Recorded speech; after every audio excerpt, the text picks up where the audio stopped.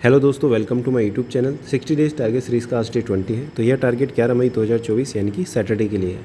और देखो, एक बात बताना चाहता हूँ, जो सिलेक्शन है ना, वो आप कितने इंटेलिजेंट हो इस पर नहीं डिपेंड, आप कितने कंसिस्टेंट हो वो आपका सिलेक्शन डिसाइड करेगा। ठीक है, आपको कंसिस्टेंसी बनानी है, डेली पढ़ना है, चाहे 8 घंटे पढ़ो या 6 घंटे पढ़ो।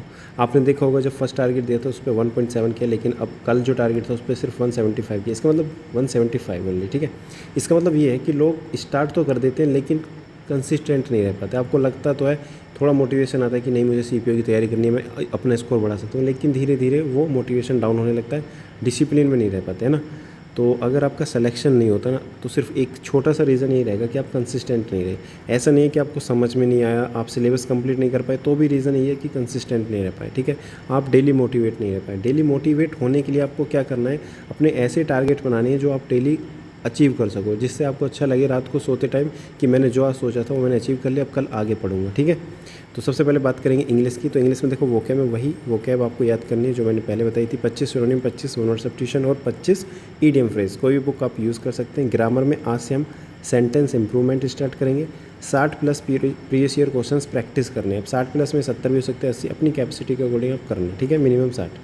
विनय करें या किरण, कोई भी आप बुक यूज़ कर सकते हैं, लेकिन आपको क्वेश्चन मार्क भी करने हैं। जो क्वेश्चन आपको लगते हैं थोड़े डिफ़िकल्ट, या आपको लगता है कि नहीं इसमें से कोई रूल्स ऐसा है जो मैंने नहीं पढ़ा, उसको अपने A4 साइज़ के जो पेज आपने जो नोट्स बनाए थे, शॉर्ट नोट्स ग्रामर के, वहाँ पे ऐड करना है और क्वेश्चन मार्क करनी है दोबारा प्रैक्टिस के लिए। ठीक है, रीडिंग कॉम्प्रिहेंशन में एक पैसेज, एक क्लोज टेस्ट, उसकी प्रैक्टिस करनी है। प्रीवियस ईयर होने चाहिए। पिनेकल किरण कहीं से भी कर सकते हो। अगर आपको लगता है कि नहीं प्रीवियस ईयर मैंने बहुत ज़्यादा प्रैक्टिस कर लिया, तो इंग्लिश माध्यम टेलीग्राम चैनल, वहाँ से भी आप प्रैक्टिस कर सकते हैं डायरेक्ट एडिटोरियल पढ़ के। ठीक है, मैथ में ज्योमेट्री कंप्लीट हो चुका है, तो आज उसका अच्छे से रिवीजन कर लेना है। लेकिन कुछ स्टूडेंट्स ऐसे होंगे जिनकी ज्योमेट्री ऑलरेडी अच्छी है, ठीक है, या उन्होंने प्रैक्टिस कर लिया, उनके लिए 5 दिन सफिशिएंट है। उनको क्या करना है, एक सेक्शनल बुक प्रैक्टिस करना है टेक्स्ट बुक पर। ठीक है, सीपीओ की तैयारी तो सीपीओ का, अगर CHSL कर रहे हो तो CHSL कर। लेकिन जिनकी ज्योमेट्री वीक है उनके लिए मैं टाइम दे रहा हूँ, तो अच्छे से रिवीजन कर लेना। ठीक है, थ्योरम और फॉर्मूलाज, किस टाइप के फॉर्मूला पूछे जा रहे हैं, किस टाइप की थ्योरम पूछी जा रही है, ठीक है, किस लेवल तक पूछी जा रही है।